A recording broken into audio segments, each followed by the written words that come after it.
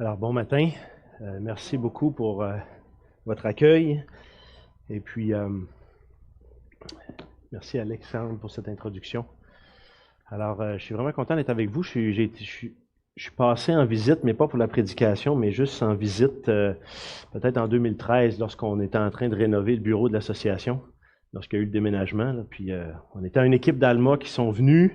Et puis, il y a Gilles et Monique Saunier qui nous ont hébergés. Alors, puis on a assisté à la célébration le dimanche parmi vous. C'est mon dernier souvenir, alors je suis content d'en voir encore quelques visages familiers, puis il y en aura d'autres tantôt au deuxième culte.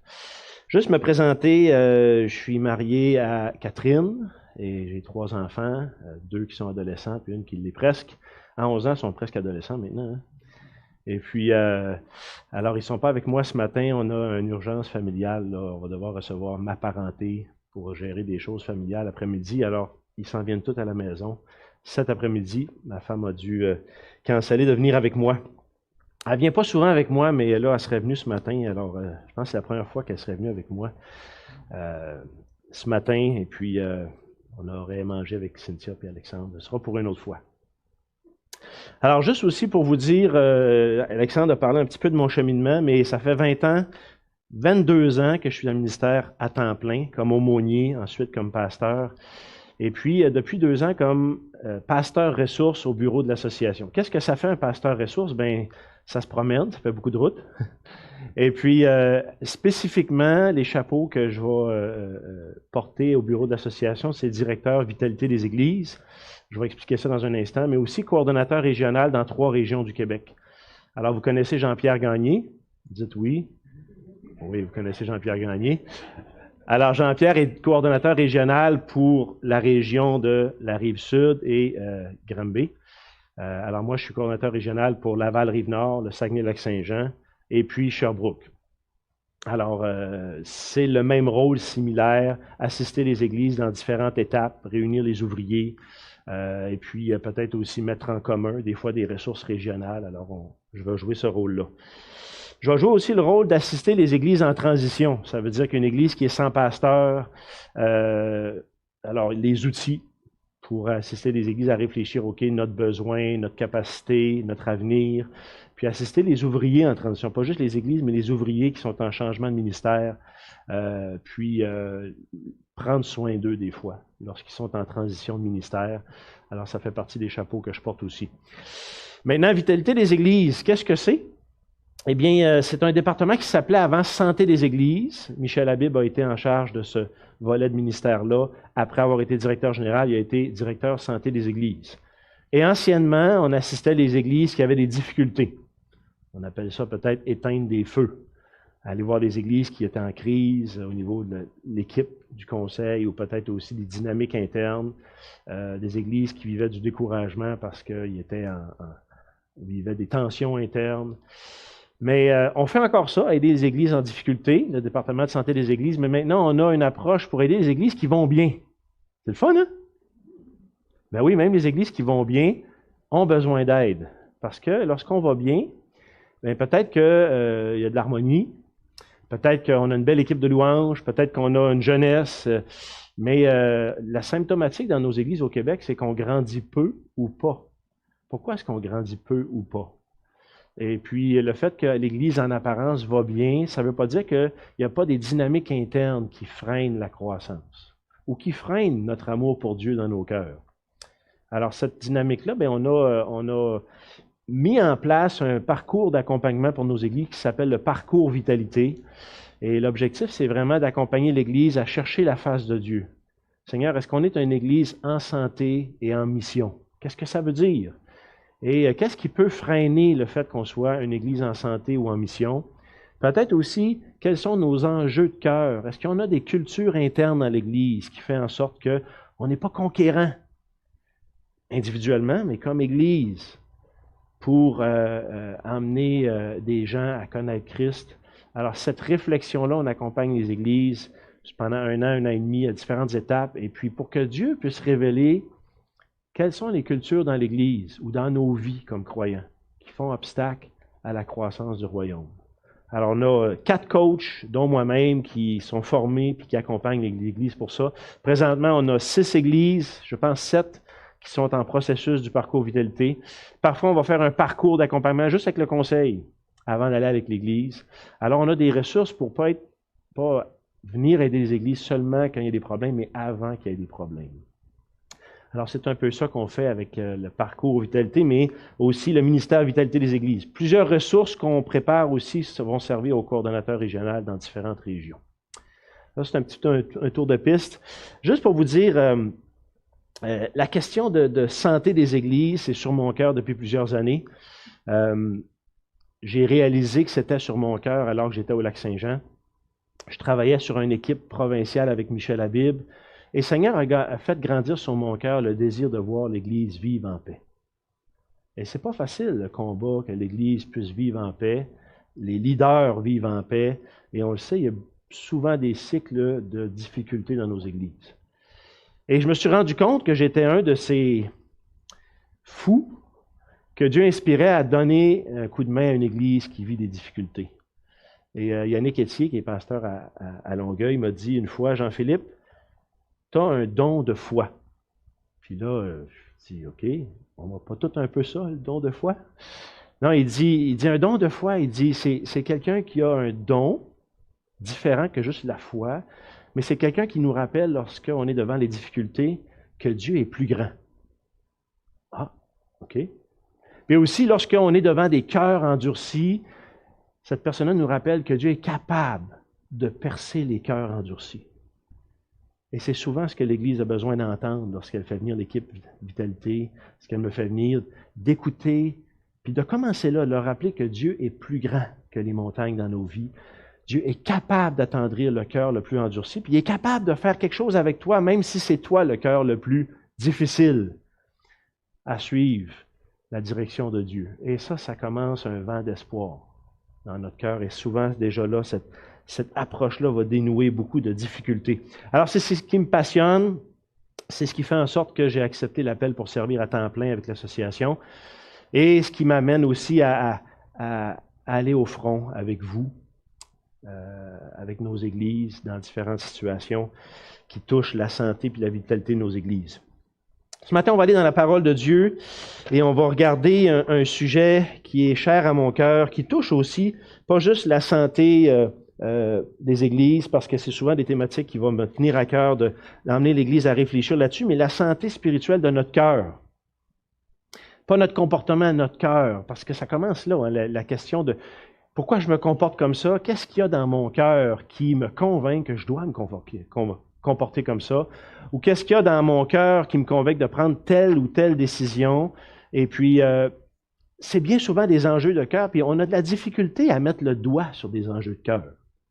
Ça prend un exercice d'auto-analyse, des fois ça prend l'aide des autres, ça prend vraiment un œil de lynx, l'œil de lynx de Dieu pour nous aider à voir ces enjeux de cœur-là.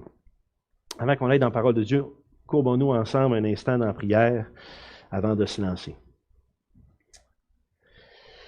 Merci, bon Père Céleste, parce que tu es vivant. Ta parole est vivante, ta parole est efficace, et elle fait cet exercice-là de mettre en lumière nos cœurs. En fait, elle dit qu'elle peut partager entre moi, Léa, elle peut partager entre âme et esprit. Il y a quelque chose qui est miraculeux lorsqu'on dit, Seigneur, je veux exposer mon cœur à ta parole. Révèle-toi à moi, révèle-toi à nous par ton Esprit Saint. Et Seigneur, donne-nous cette attitude-là de dire, Seigneur, je vais recevoir ta parole ce matin, je me prépare à ça parce que c'est la parole de vie. Voilà la prière que je mets devant nous ce matin. C'est en Jésus que je te prie. Amen. Je commence par une première lecture, un passage que vous connaissez bien dans 1 Jean chapitre 2. Alors 1 Jean, à la toute fin de notre Bible, dans 1 Jean chapitre 2, qui parle de l'amour du monde. Notre frère qui a un peu parlé de ça dans son introduction de la louange ce matin, pas celui-là exactement, mais de ce sujet-là. Alors on y lit 1 Jean chapitre 2, verset 15. « N'aimez point le monde, ni les choses qui sont dans le monde. Si quelqu'un aime le monde, l'amour du Père n'est point en lui. Car tout ce qui est dans le monde, la convoitise de la chair, la convoitise des yeux et l'orgueil de la vie ne vient point du Père, mais elle vient du monde. Et le monde passe, et sa convoitise aussi, mais celui qui fait la volonté de Dieu demeure éternellement. Si quelqu'un aime le monde, c'est quand même une expression qui mérite qu'on s'arrête un instant. Qu'est-ce que ça veut dire aimer le monde? Puis c'est une question un peu intellectuelle. Hein?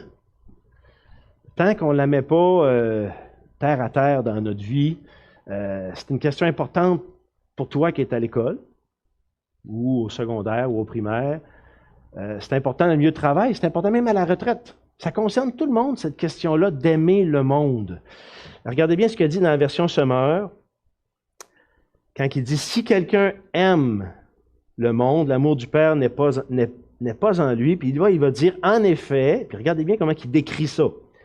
Tout ce qui fait partie du monde, les mauvais désirs. Puis là, il décrit un petit peu plus. Les mauvais désirs qui animent l'homme livré à lui-même. Alors, les désirs des êtres humains lorsqu'ils n'ont pas l'Esprit Saint. Puis ils s'écoutent. Ça se peut que comme croyants aussi, on a l'Esprit Saint, mais on écoute nos élans de cœur. Puis qu'on ressemble à ces mauvais désirs-là. La soif de posséder ce qui attire les regards.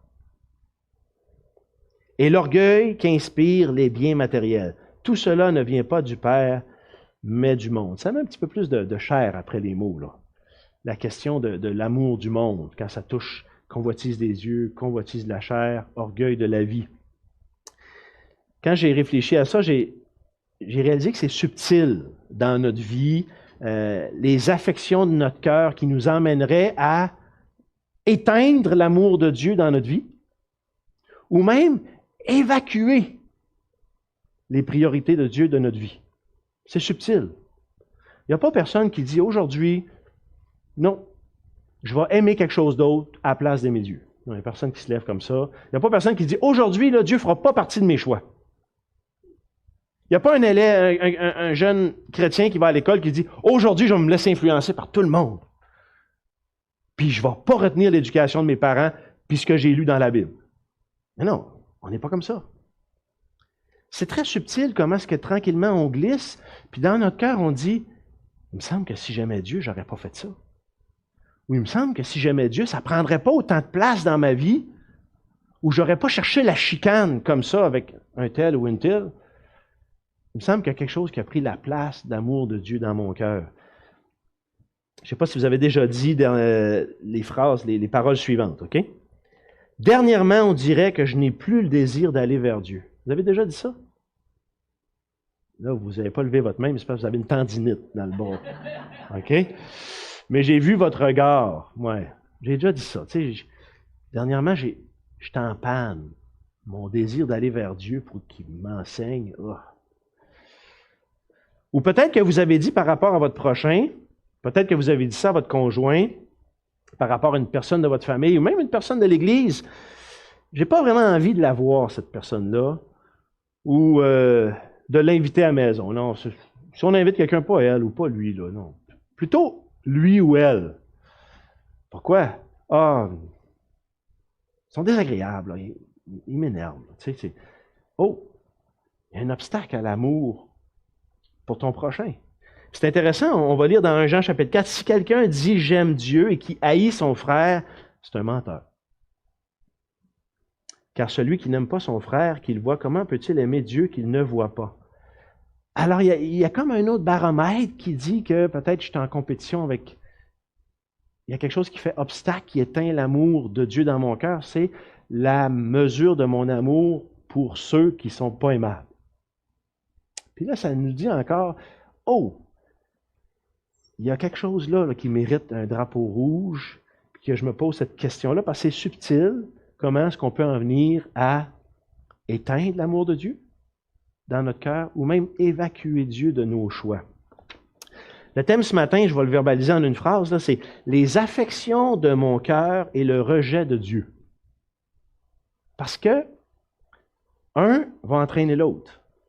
Si l'amour de Dieu a été évacué ou éteint dans mon cœur, inévitablement, je suis en train de rejeter Dieu quelque part, dans mon cœur ou dans mes choix, ou dans mon comportement. On va regarder ça à travers 1 Samuel 8. Peut-être vous connaissez ça, 1 Samuel 8, vous savez, c'est lorsque le peuple d'Israël a dit « On veut un roi ». Vous vous rappelez de ça? Samuel, on veut un roi. Puis là, il y a toute une chaîne de réflexion qui nous est soumise dans 1 Samuel 8. Comment est-ce que, tranquillement, on découvre que les affections dans le cœur du peuple n'étaient pas au rendez-vous envers l'Éternel. Et ils ont fait des choix de rejeter l'Éternel. Puis on va regarder ça ensemble un petit peu ce matin avec des applications très pratiques par rapport à leur cœur dans ce récit-là, mais aussi notre cœur aussi, parce que le cœur humain n'a pas changé d'une époque à l'autre. On va regarder 1 Samuel 8, juste quelques versets, et puis on va réfléchir, juste déjà dans la première lecture, réfléchir comment ça se passe. C'est quoi la rhétorique avec laquelle le peuple va justifier de tasser Dieu? Puis il y a une rhétorique, il y a comme un contexte, puis portez attention à ça alors qu'on va lire ces quelques versets-là. Alors, 1 Samuel chapitre 8, à partir du verset 1. Vous êtes là? Lorsque Samuel devint vieux, il établit ses fils juges sur Israël. Son fils premier-né se nommait Joël et le second Abijah. Il était juge à Beersheba. Les fils de Samuel ne marchèrent point sur ses traces et ils se livraient à la cupidité, recevant des présents et violaient la justice. Juste pour vous aider à comprendre, là, c'est avant qu'il y ait des rois, il y avait des juges et prophètes en Israël. Et puis, entre autres, lorsqu'il y avait des situations, ces juges-là étaient sacrificateurs aussi. Ils allaient juger des situations, puis ils allaient offrir des sacrifices, mais à un moment donné, ils ne sont pas supposés faire distinction entre les personnes. Dans le québécois, on dit qu'on ne devrait pas recevoir des cadeaux pour fléchir la justice ou des enveloppes brunes. Je ne sais pas pourquoi on appelle ça des enveloppes brunes, parce qu'il y a des enveloppes blanches qui font la job aussi, là. Alors, c'était le genre de juge en Israël, puis de sacrificateur qui était corrompu, OK? Qui recevait des présents en échange de jugements qui étaient probablement pas justes. Alors, c'est ça ici le contexte. Tous les anciens d'Israël s'assemblèrent et vinrent auprès de Samuel à Rama. Et lui dirent, « Voici, tu es vieux, et tes fils ne marchent point sur tes traces. Maintenant, établis sur nous un roi qui nous juge, pour nous juger, comme il y en a chez toutes les nations. » Samuel vit avec déplaisir qu'il disait, « Donne-nous un roi pour nous juger. » Et Samuel pria l'Éternel. L'Éternel dit à Samuel, « Écoute la voix du peuple dans tout ce qu'il te dira, car ce n'est pas toi qu'il rejette, c'est moi qu'il rejette, afin que je ne règne plus sur eux. Ils agissent à ton égard comme ils ont toujours agi depuis que je les ai fait monter d'Égypte jusqu'à ce jour. Ils m'ont abandonné pour servir d'autres dieux. Écoute donc leur voix, mais donne-leur des avertissements et fais-leur connaître le droit du roi qui régnera sur eux. » Et là, ce qui va se passer dans les prochains versets, il va dire, « OK, j'ai rapporté toutes vos paroles à l'Éternel. Voici toutes les paroles que l'Éternel vous dit. Le roi que vous voulez, il va avoir le droit de ci, il va avoir le droit de ça. Il va prendre vos terres, il va prendre vos filles comme cuisinières, il va prendre. Puis même, au verset 16, il prendra vos serviteurs, vos servantes, vos meilleurs bœufs, vos ânes. Il s'en servira pour ses travaux. Il prendra la dîme de vos troupeaux. Et vous-même serez ses esclaves. Et alors vous crierez contre votre roi que vous vous serez choisi, mais l'Éternel ne vous exaucera point. Puis le peuple va dire au verset 19, « Non, dirent-ils, mais il y aura un roi sur nous. » Wow! « Et nous aussi, nous serons comme toutes les nations. Notre roi nous jugera, il marchera notre tête et conduira nos guerres. » Et Samuel, après avoir entendu toutes ces paroles du peuple, les redit aux oreilles de l'Éternel. L'Éternel dit à Samuel, « Écoute leur voix et établis un roi sur eux. » Et Samuel dit aux hommes d'Israël, « Allez-vous-en, chacun dans sa ville. » Et on le sait que dans la suite des prochains chapitres 9, 10, 11, il va aller établir comme roi Saül. Ah, qui était beau Saül, puis ah, qui était fort. Mais son cœur a rapidement dévié, et puis le peuple a eu une saison d'un premier roi, une saison misérable sous ce roi-là. Alors, vous connaissez un peu la suite. Juste pour vous faire un petit résumé du texte, parce que c'est des observations importantes à faire, OK? Il y a vraiment un problème légitime dans ce passage-là, au verset 3. Et c'est un problème qui méritait d'être soulevé, puis que le peuple approche la question avec le prophète. C'est une préoccupation qui était valable. La relève est pas bonne. Hein? La gouvernance ne marche plus en Israël. Le modèle où c'est le prophète de l'Éternel qui est juge puis qui donne la parole de l'Éternel pour la direction, la gouvernance du peuple, parce que là, il n'y a pas de généraux, il n'y a pas d'armée, il n'y a pas de roi. C'est quand le prophète dit c'est le temps d'aller à la guerre, ben il convoque tous les chefs de famille puis il envoie leurs troupes à peu près organisées, tu sais. Et puis on va à la guerre. Mais c'est l'Éternel qui conduit nos guerres. Puis ça marche. En tout cas, ça marche quand le peuple n'est pas en situation de péché. Mais là, il y a un problème, il est légitime, la relève n'est pas bonne, elle est corrompue, il faut trouver une solution. Puis la solution, c'est, on change de modèle de gouvernance. Nous, on en connaît un qui marche. Et puis là, eux autres sont très aveuglés à leur solution, mais cette solution-là, Dieu n'est pas aveugle du tout. Dieu va voir très clair.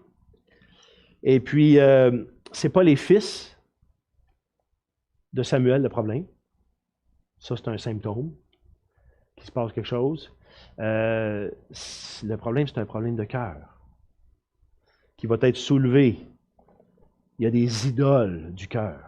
Puis c'est soulevé au verset 8. C'est pas nouveau. Qui ne veulent pas se faire conduire par l'Éternel, mais ils veulent se faire conduire par leurs propres moyens, leurs propres solutions. Et c'est comme un vieux cycle qui revient à la charge régulièrement. Alors, il y a les anciens qui réagissent aux fils de Samuel. Puis Samuel va réagir aux anciens, il se sent rejeté. Hein? Puis l'Éternel va dire, non, c'est pas toi qui rejettes. Tu es bien gros attristé, tu sais. Puis Samuel, il ne catch pas encore. Il y a juste Dieu qui catch. C'est clair. Le cœur du problème, c'est un problème de cœur. Et puis, c'est très subtil qu'on peut être aveuglé à nos motivations. On peut penser avoir une juste cause. Bien, la gouvernance d'Israël va mal. Une juste solution, ça prend un nouveau modèle. Puis là, on met de la pression, puis même si on nous dit, c'est pas la solution, je la veux pareil. On est-tu comme ça des fois? Hein? Puis on ne voit pas qu'il y a des motifs de cœur qui ont besoin d'être mis en lumière. Alors la question qu'on va regarder ensemble, c'est par quel piège les anciens d'Israël ont-ils glissé subtilement dans le rejet de Dieu? Puis regardez bien un premier piège qui est peut-être plus évident pour nous, mais qui était probablement très, très, très subtil et très caché pour le peuple d'Israël. Premier piège, écoutez bien ça. Ils focalisent sur la faute des autres et sont devenus aveugles à leur propre péché, leur propre faute. Nous, si on met le verset 3 en juxtaposition avec le verset 5, puis on écoute le dialogue, parce que là, on voit au verset 3 ce qui se passe. Qu'est-ce qui est légitime? C'est injuste la gouvernance de tes fils, Samuel. Puis là, regardez la solution au verset 5. Établis sur nous un roi pour nous juger comme il y en a chez toutes les nations. Là, il y a comme une motivation subtile. On la regarde dans le monde. Ceux qui se gouvernent par eux mêmes, qui sont maîtres de leur destin avec leur roi, leur armée, leur logistique, leur organisation. C'est cette organisation-là qu'on veut. On veut quelqu'un qui marche à la guerre avec nous autres. On veut un héros. C'est notre conception de notre réussite. Là, il y a tout de suite quelque chose là, que ils vont accuser les autres d'être fautifs, alors qu'ils sont en train d'eux autres mêmes d'être fautifs dans leur cœur de tasser Dieu. Il y a un aveuglement. Puis les anciens vont eux-mêmes être des conducteurs qui conduisent le peuple dans la mauvaise direction. Tes fils nous conduisent dans la mauvaise direction, on va conduire le peuple d'une meilleure direction, mais elle n'est pas meilleure. Elle cache des motivations de cœur, elle aussi. Vous savez, c'est comme le principe de la poutre et de la paille. Vous connaissez ça, hein? La poutre et la paille. On va lire ça encore un petit instant, juste pour nous remettre dedans. Et puis, vous pouvez juste écouter si vous voulez, ou sinon c'est dans Luc chapitre 6, verset 41. Pourquoi vois-tu la paille qui est dans l'œil de ton frère et n'aperçois-tu pas la poutre qui est dans ton œil? Toute qu'une illustration. Hein? Ma fille avait une petite graine dans l'œil hier, on faisait des travaux sur le terrain, on habite à la campagne. Puis là, tu sais, c'est une petite graine dans l'œil. Là. Pourquoi tu n'aperçois pas la poutre? Je veux dire, une poutre, ça ne rentre même pas d'un œil, une poutre. Mais il y a quelque chose qui est en évidence dans ta vie que tu ne vois pas. C'est ça, hein, l'image ici. Ou comment peux-tu dire à ton frère, laisse-moi ôter la paille qui est dans ton œil, toi qui ne vois pas la poutre qui est dans le tien. C'est comme s'il y a un orgueil, hein, d'être très, très, très vigilant, très zélé pour pointer dans la vie de l'autre, alors qu'il y a peut-être des choses en évidence dans notre vie, puis il y a comme un élément d'humilité là, qui est évacué ici, là, dans ce texte-là de Luc. Il y a un aveuglement. Puis ça, c'est quelque chose qui se passe aussi des fois dans notre vie, là, lorsqu'on est concentré à dire « Ah, ma femme, elle n'arrête pas de faire ci » ou « Mon mari n'arrête pas de faire ça. » Si seulement un tel dans l'Église il arrêtait de faire ci, je trouve que son attitude est plate, là, puis il n'est pas capable de l'entendre, puis je suis peu capable de l'entendre, puis je suis plus capable de le voir. Puis là, on ne voit pas notre propre attitude là-dedans. J'étais en train de marcher en forêt, en nature, avec mes enfants puis ma femme, il y a peut-être 3 semaines, à Berthierville, vous savez, juste en s'en allant sur la 40, une demi-heure passée Repentigny. Puis là, il y a un parc sur le bord du fleuve en nature, puis on peut voir des oiseaux extraordinaires. Puis là, j'avais mes jumelles. Je ne sais pas si vous avez déjà utilisé des grosses jumelles assez puissantes, là, mais on travaille fort. Il faut ajuster le zoom. Là. Puis là, un enfant dit « Oh, regarde, papa, il y en a un autre là! » Puis là, on change de place, puis là, c'est tout brouillé. On retravaille fort encore. Tu sais? Il y a un phénomène qu'une fois qu'on focalise, qu'on a mis notre énergie pour zoomer comme il faut, là, on a de la misère à voir clair autour. Puis prenez vos jumelles après ça, puis faites ça comme ça sans rien ajuster, puis bougez-le, puis montrez sur vos pieds. Non seulement vous avez de la misère à voir clair, vous ne verrez plus rien. Ça va être gris. Ça va être vert, noir ou whatever. Ça va être gris, tellement que l'aveuglement est total. Et c'est un peu ça qui se passe chez l'être humain. Hein? Lorsqu'il y a une cause juste de pointer dans la vie d'un autre son péché. Puis des fois, l'indicateur qui devrait sonner un drapeau rouge, c'est le zèle. L'insistance. Il n'y a plus de grâce. La dureté des fois. L'urgence avec laquelle on bouscule l'autre, ou qui est un indicateur que, on est peut-être en train de glisser là, dans un zèle qui est malsain. C'est comme le père de famille, tu sais, qui revient du travail puis qui chiale après son employeur aux oreilles de sa femme puis ses enfants puis qui dit « Ça, c'est pas un bon leader, puis il fait pas bien ça comme ça, puis il fait pas bien ça comme ça. » Puis là, il pourrit les oreilles, puis il murmure, puis il critique aux oreilles de sa femme puis ses enfants. Qui est pas un bon leader. Puis lui-même est en train de donner le modèle d'être un mauvais leader. Parce qu'il pourrit les oreilles de ses enfants puis sa femme d'informations qui ne les concernent pas. Peut-être là, que quand ce père de famille-là va avoir des choses à se reprocher, le modèle que sa femme et ses enfants vont prendre, c'est de le dire dans son dos.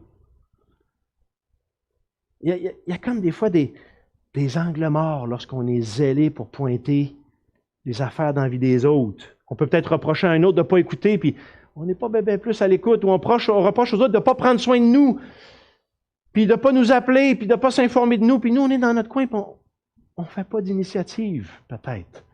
Alors, il y a comme quelque chose qui est sain à se poser la question lorsqu'on est d'un zèle qui dépasse. Je termine dans Luc chapitre 6 par la suite. Au verset 43, regardez bien quand il va dire, tu sais, la paille, la poutre, c'est un enjeu de cœur. Regardez ce qu'il dit au verset 43. Ce n'est pas un bon arbre qui porte du mauvais fruit, ni un mauvais arbre qui porte du bon fruit, car chaque arbre se reconnaît à son fruit.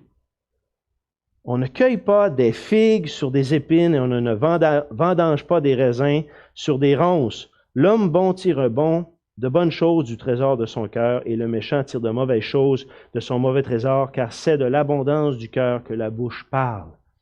Qu'est-ce que Dieu est en train de dire ici? Eh bien, regarde ton zèle, les fruits de ton zèle. Prends une pause.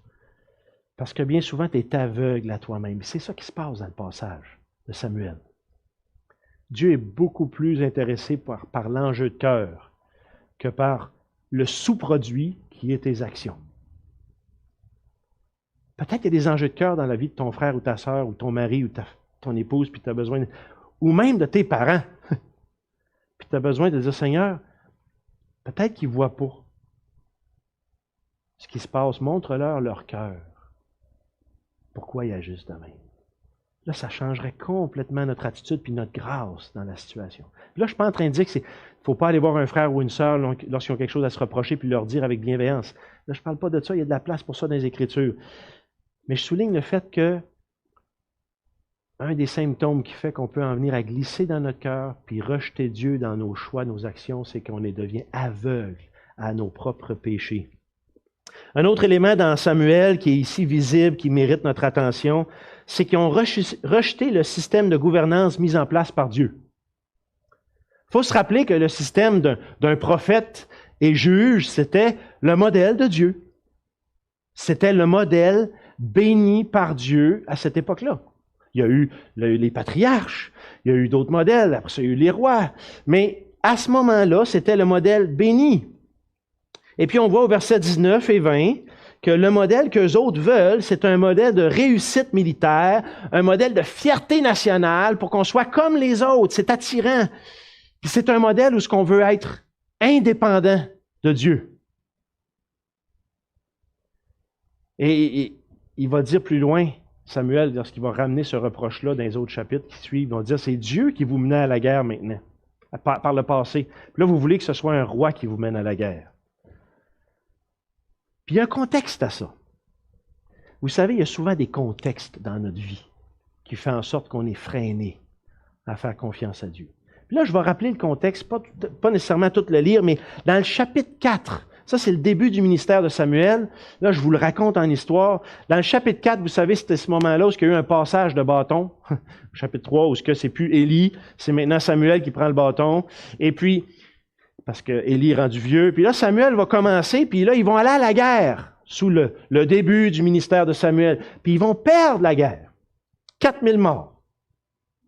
Ils reviennent, puis là, ils vont prendre leur objet porte-bonheur. Puis rappelez-vous, le peuple n'est pas dans une condition de cœur que Dieu va lui donner des victoires. Le peuple est idolâtre, il est éloigné de l'Éternel.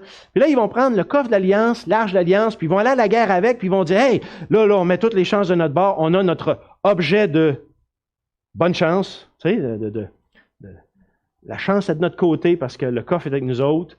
C'est sûr, Dieu n'a pas le choix, il va nous donner la victoire. C'est un raisonnement faux, hein, mais des fois, on a des raisonnements de même.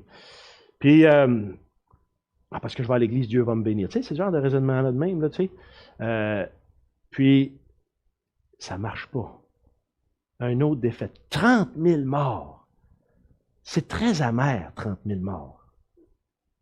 Puis après ça, le coffre d'alliance se fait enlever par les Philistins. Les Philistins vont l'avoir pendant 14 mois, je pense. Je me trompe. Peut-être que je me trompe, mais plusieurs mois. Et puis là, ça va aller d'une ville à l'autre. Puis là, tout le monde est malade partout. Dieu est capable de se défendre tout seul. Hein? Tout le monde pogne il y a des morts. Puis là, ils disent, on se débarrasse de ça parce qu'on est maudit. Puis renvoie l'arche d'alliance. Et puis là, la plaie se calme. Là, ils ont la crainte. Pas des Juifs.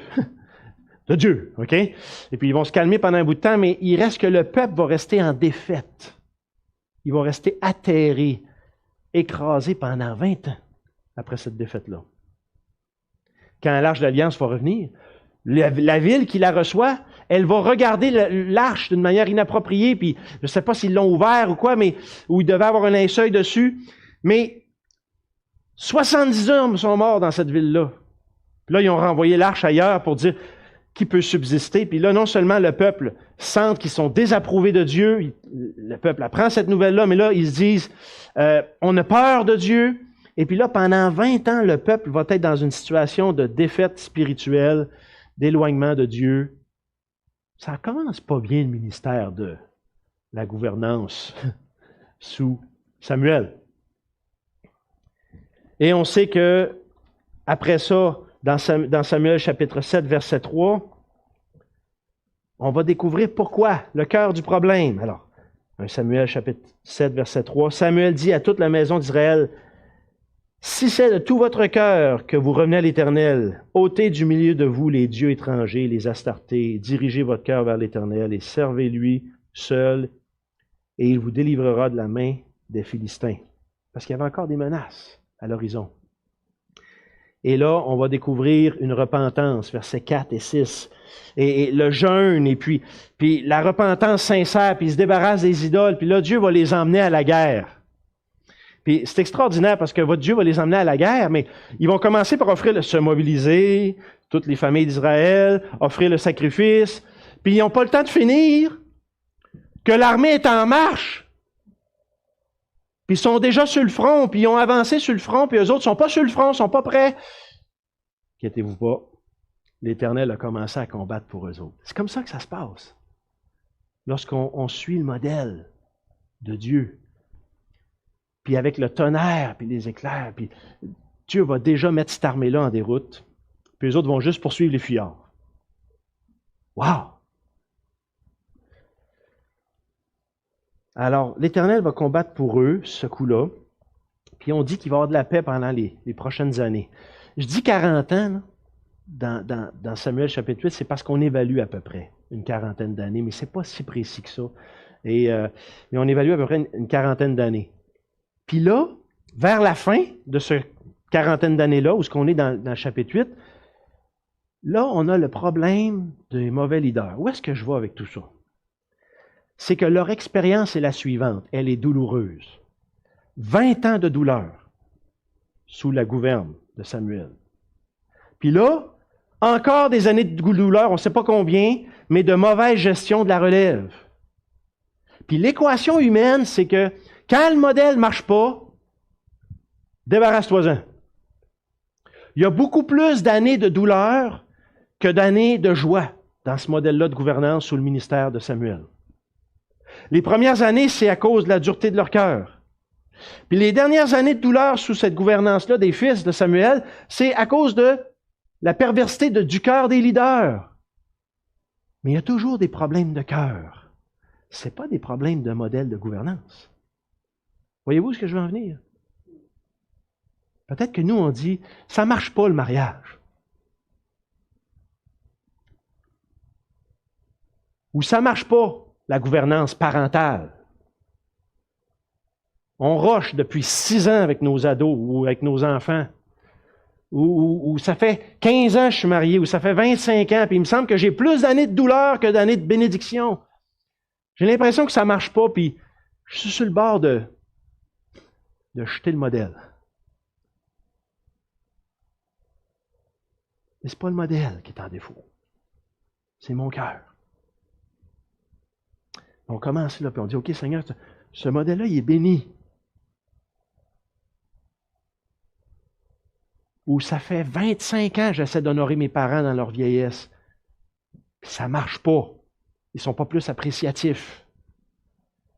Puis je commence à être vraiment écœuré de mes parents, qui sont durs à prendre soin. Ce n'est pas le modèle honore ton père et ta mère qui fait défaut. C'est les enjeux du cœur. Puis il a dit, OK Seigneur, le modèle, il est bon. Ta volonté est bonne. C'est les enjeux du cœur. Si c'est difficile dans la maison avec les ados, c'est les enjeux du cœur, chez papa, maman, chez les ados. Prie pour les bonnes affaires. Mais jette pas le modèle. Rebelle-toi pas contre le modèle. Scrape pas la situation encore pire. Parce que le modèle, tu mets le blâme dessus. C'est l'enjeu du cœur. La solution facile, c'est de jeter le modèle. La solution facile, c'est d'adresser le mauvais problème. La solution facile, c'est d'acheter le mensonge que si je jette le modèle, si je peux juste sortir de ce couple-là puis me séparer, je vais être mieux. Non, non, non, non, non, non. Tu t'en vas dans ta situation séparée avec ton cœur. C'est partie remise. Tu as fui quelque chose. Ce serait juste de la fuite. Je ne vais plus dans les réunions de famille parce que je ne suis plus capable de sentir mon beau-frère, ma belle-sœur. Tu t'en vas chez vous, puis le venin, il est encore dans ton cœur. C'est partie remise. Tu vas vivre le même venin avec un frère ou une sœur dans l'Église. Tu vas peut-être penser que c'est les autres. Non, non, non. Il y a un enjeu du cœur que Dieu, il y a de l'espoir quand tu mets le doigt sur le bon problème. Le bon problème. Dieu, c'est l'espoir, puis il nous donne, il est capable de changer notre cœur. Et regardez la dimension du cœur. Je reviens au chapitre 7, verset 3. Samuel dit à toute la maison d'Israël, « Si c'est de tout votre cœur que vous venez à l'Éternel, ôtez du milieu de vous les dieux étrangers, les astartés, dirigez votre cœur vers l'Éternel et servez-le, lui seul, et vous délivrera de la main des Philistins. » Dans ton cœur, tu résistes. Oui, mais mon mari dirige mal. Dans ton cœur, tu as décidé que tu allais trouver une solution, puis de bousculer ton mari pour qu'il dirige mieux. Puis là, il y a de la chicane. Dans ton cœur, tu résistes à un enjeu. Peut-être dire, oui, mais ma femme, elle n'arrête pas. Je suis tanné. Fait que je suis rendu dur avec elle. Dans ton cœur, il y a quelque chose qui résiste. Peut-être que tu dis, elle me doit respect. Oui, mais mes parents ne me comprennent pas. Puis là, ils veulent me contrôler avec mon téléphone, ma tablette. Puis moi, je ne comprends pas pourquoi ils ne veulent pas que... Dieu ne te demande pas de comprendre ce que tes parents font. Dieu, il dit, obéis à tes parents. Ça, c'est le système qui va bien aller. Eux autres sont en charge de veiller sur ton âme. Tu n'as pas besoin de tout comprendre. Puis là, tu vas te replacer dans une place où tu vas recevoir le modèle que Dieu donne. Tu vas peut-être y trouver de la bénédiction. Enfin, ils ont choisi une solution qui évacuait Dieu de l'équation. Puis c'est frappant. C'est frappant, surtout lorsqu'ils disent au verset 18, toujours du chapitre 8, dans 1 Samuel, quand ils disent « Et nous aussi, nous serons comme toutes les nations, notre roi nous jugera, il marchera à notre tête, il conduira nos guerres. » C'est frappant. Comme si c'était Samuel qui jugeait. Non, c'est l'Éternel qui jugeait par la bouche de Samuel.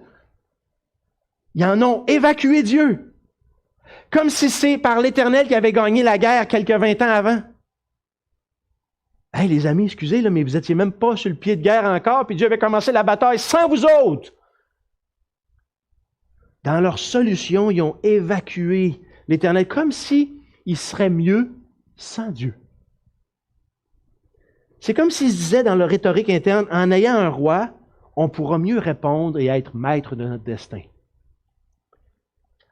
En ayant un roi, on va être meilleur à la guerre. Parce que les autres, ils ont l'air pas pire à la guerre avec un roi.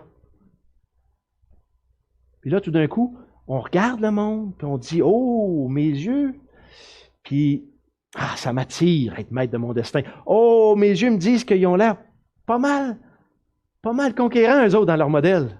Ça a l'air aller bien leur affaire. Moi, je trouve que quand je suis obligé de traiter mon cœur avec Dieu, je boite, puis ça fait 20 ans que je boite, puis il me semble que le boitage tanné, moi, je veux être conquérant. Puis là, on évacue Dieu de la solution. Ce n'est pas les mauvais conducteurs auxquels ils réagissent.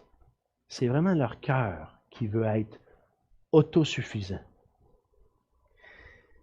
C'est subtil. Depuis 13 à 14 ans, j'ai un conseiller financier. Qui a ça ici, des conseillers financiers? Tout le monde a une tendinite encore au matin. Il va falloir qu'on fasse l'exercice cette semaine.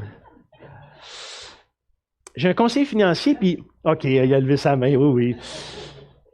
Mon conseiller financier, je l'ai depuis 13 ou 14 ans, puis c'est un chrétien, puis je l'ai choisi parce qu'il va d'une église, puis il est attaché à un petit groupe. J'ai un membre de ma famille qui va dans cette église-là, puis qui va dans le même petit groupe, puis qui est aussi un client pour des conseils financiers, puis vraiment, là, super. Je l'ai référé à plein de gens. Et puis, à un moment donné, il a arrêté d'aller à l'église. Puis il a arrêté d'aller au petit groupe. Puis il est parti avec une autre femme. Puis il a sacré ses 6 enfants puis sa femme-là, excusez l'expression, il les a abandonnés. Puis là, il s'est mis à vivre d'une façon, là, wow, je veux dire, la sagesse puis le discernement a pris le bord. Il a été repris, puis il n'a pas pu être gagné, tu sais, puis... Alors, là, c'est mon conseiller financier en qui j'ai confiance. Là, ma confiance, ça a comme fait... Puis là, il s'est passé un autre événement où que là, lui, c'est un conseiller financier de 25 ans d'expérience. Puis il a vendu une partie de sa clientèle. C'est intéressant, il a comme vendu tous les chrétiens. Mais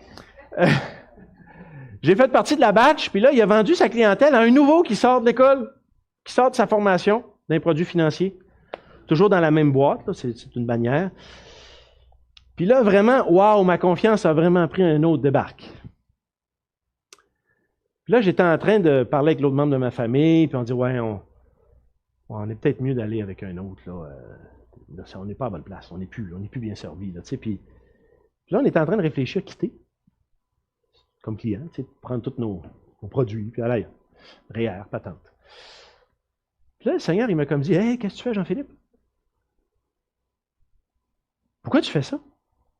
Tu as toujours dit que c'est moi qui prenais soin de tes finances.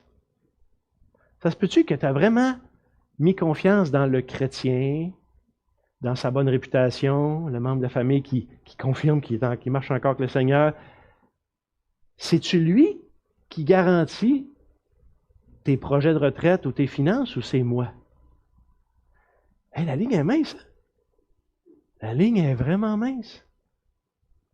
Là, j'ai dit, non, Seigneur, c'est toi. Bon, mais pourquoi tu changes? Il a besoin de l'Évangile, ce gars-là. Il est super fin. Il est proactif. Puis il t'appelle, l'autre, il t'appelait jamais. Il t'appelle 2 fois par année. Là, je me suis repenti. Puis j'ai réalisé que ma confiance pour mes finances était dans un homme. Puis là, j'ai commencé à voir que Dieu avait des plans pour que je me... Hey, là, j'ai partagé l'Évangile avec lui cette année. On glisse subtilement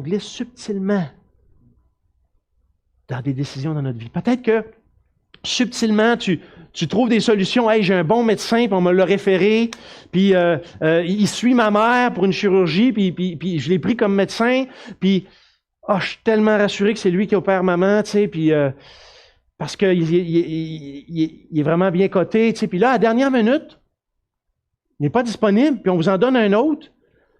Puis là, l'infirmière a dit, ben, c'est pas médecin un tel, là, mais tu sais, il est correct, là. Correct! Puis là, vous appelez la secrétaire, puis dites, non, là, puis là, je sais que l'autre est encore en pratique, c'était lui qui devrait opérer, puis là, vous devenez dur, puis intransigeant, puis vous perdez des nuits de sommeil, puis là, le Seigneur, il dit, hey, as-tu mis ta confiance dans la réputation d'un médecin? Ou est en moi? Avec ma femme, on avait un professeur là, qui faisait gros des gaffes avec notre gars. Là, puis là, on commençait à s'impatienter.